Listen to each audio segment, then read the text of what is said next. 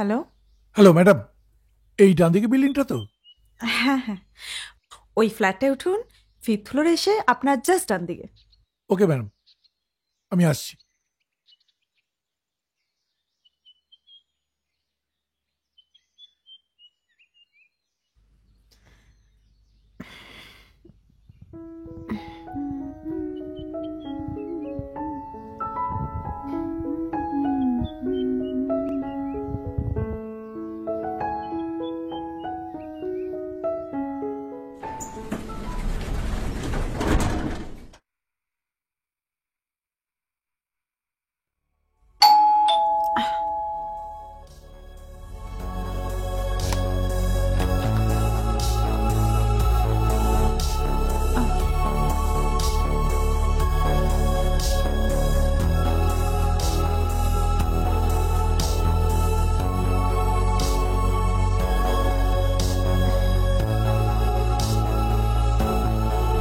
Good evening ma'am, আমি রাজ।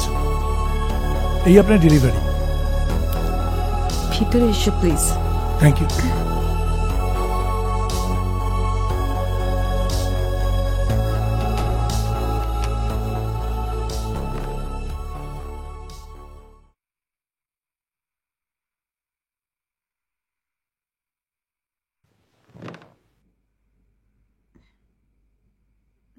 তোমার কি আজ আর কোনো ডেলিভারি আছে?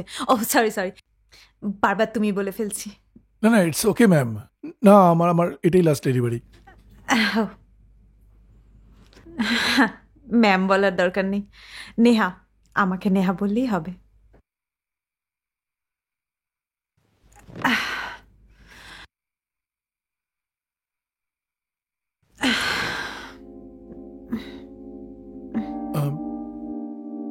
আমি আমি এবার আসি ম্যাম।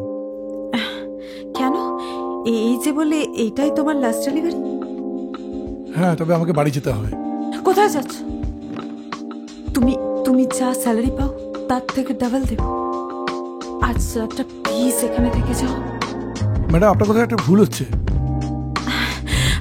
আমার কোথাও ভুল হচ্ছে না, কিন্তু কিন্তু তুমি যদি এখানে না থাকো আমার কথা শুনে, তাহলে তাহলে আমি অনেক কিছু করতে পারি।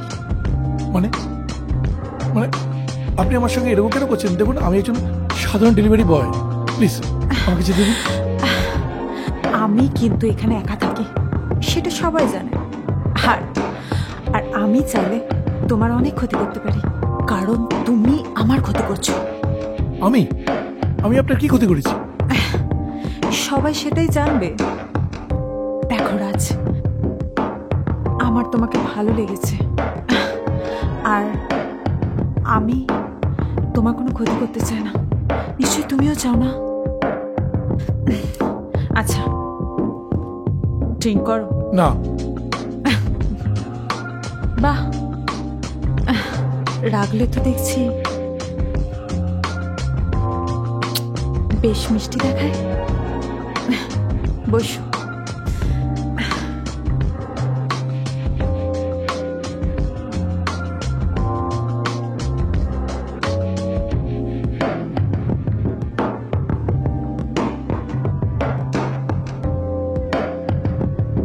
প্যাকেটটা ওদিকে রাখো তো।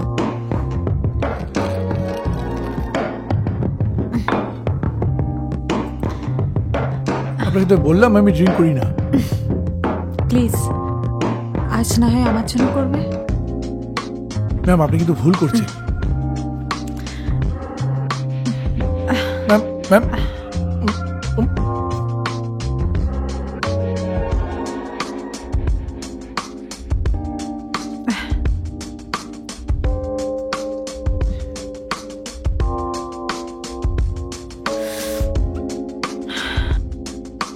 তোমাকে দেখে তো মনে হচ্ছে না তুমি একেবারে ড্রিঙ্ক করো না। ওই বন্ধুদের সাথে। গুড। বিয়ে করেছো? না। গার্লফ্রেন্ড? হ্যাঁ, কিন্তু আপনাকে এসব বলবো কেন?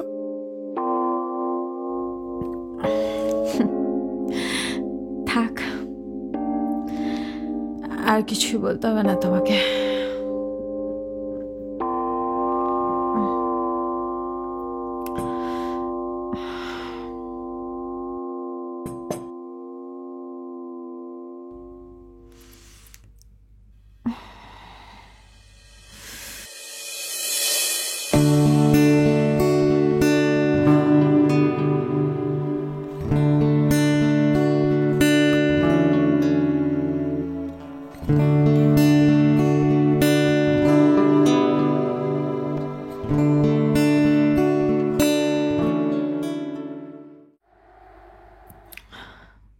আসলে আজ একটা বিশেষ দিন।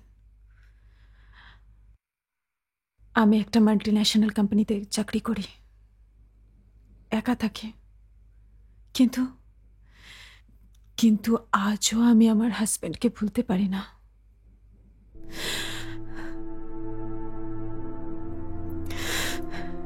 বেশ কয়েক বছর আগে ঠিক আজকেরই দিন সেলিব্রেট করব বলে অফিস থেকে তাড়াতাড়ি ফিরছিলাম। ফিরে দেখি আমার হাজবেন্ড তার এক্স গার্লফ্রেন্ডকে নিয়ে আমারই বিছানায়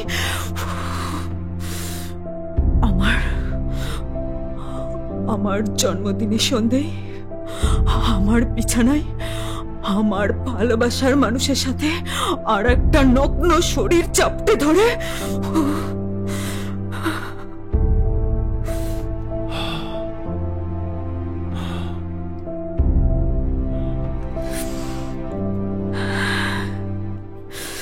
আপনার আজকে বার্থডে? আজকের দিনটা আমি এইভাবেই সেলিব্রেট করি। এই সন্ধ্যেটা এলে ওই দৃশ্যটা আমার মনে পড়ে যায়, আমিও নষ্ট হতে চাই। আমার জন্মদিনের প্রত্যেকটা বছর আমি এইভাবেই নষ্ট হতে চাই। কি জানো রাজ, শরীর যখন মনের জ্বালাটা মিটিয়ে দেয় না, তখন ইচ্ছে করা আমার আমিতে ফিরে যায়। কেক কাটি, মোমবাতি জ্বালাই, সেলিব্রেট করি নিজের সঙ্গে।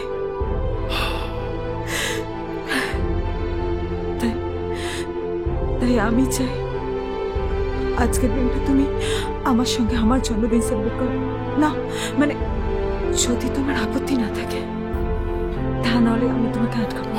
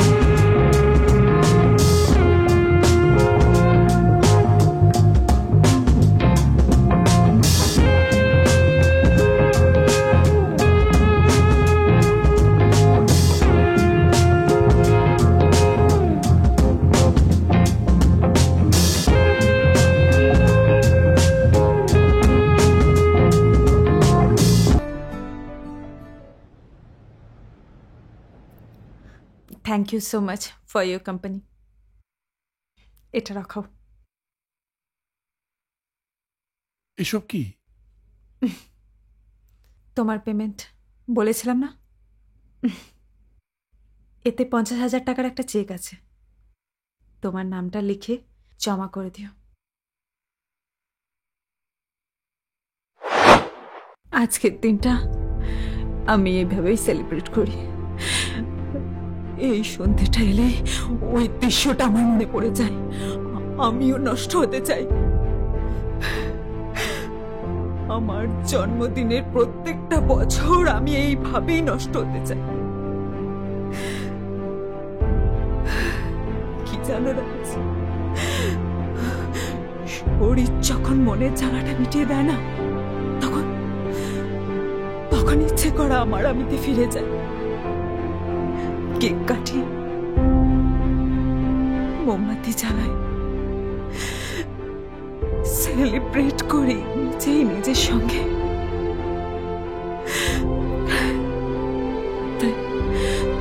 তাই আমি চাই আজকের দিনটা তুমি আমার সঙ্গে আমার জন্মদিন সেলিব্রেট করো না, মানে যদি তোমার আপত্তি না থাকে, তা নাহলে আমি তোমাকে আটকাবো না।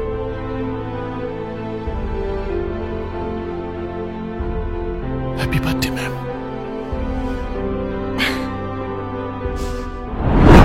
রাজ, কি হলো, কি ভাবছো? শরীর হয়তো মনের চাল অনেকটা মেটায়, কিন্তু পুরোটাই যদি মেটাতো, তাহলে প্রত্যেক বছরের সন্ধ্যেটা কি এত কষ্টের হতো? মানে মানে এই 25,000 টাকা হয়তো আমার অভাব কিছুটা মেটাবে, কিন্তু আজ ওই টাকাটা নিয়ে এখান থেকে চলে যাই, তাহলে একটা অপরাধ বোধ আমাকে তাড়া করবে। তার চেয়ে বরং একটা সামান্য ডেলিভারি বয় হয়ে আমি যদি তোমাকে আমার বন্ধুত্বের হাত বাড়িয়ে দিই, তাহলে তুমি সেটা মেনে নেবে তো, রিয়া? এসব কি বলছো তুমি রাজ? ঠিক আছে, আমি আমি আমি আমি আমি আমি তোমাকে জোর করবো না, আমি তোমার কাছে কোনোদিন ফিরেও আসবে না। এই কেকটা না হয় তোমার বার্থডে গিফট হিসেবে রেখো। রাজ, রাজ, আমার তো বন্ধু ছাড়া সব আছে। তোমাকে যদি আমি ফিরিয়ে দিই, তাহলে আমি আমার সামনে কি করে দাঁড়াবো রাজ? রিয়া,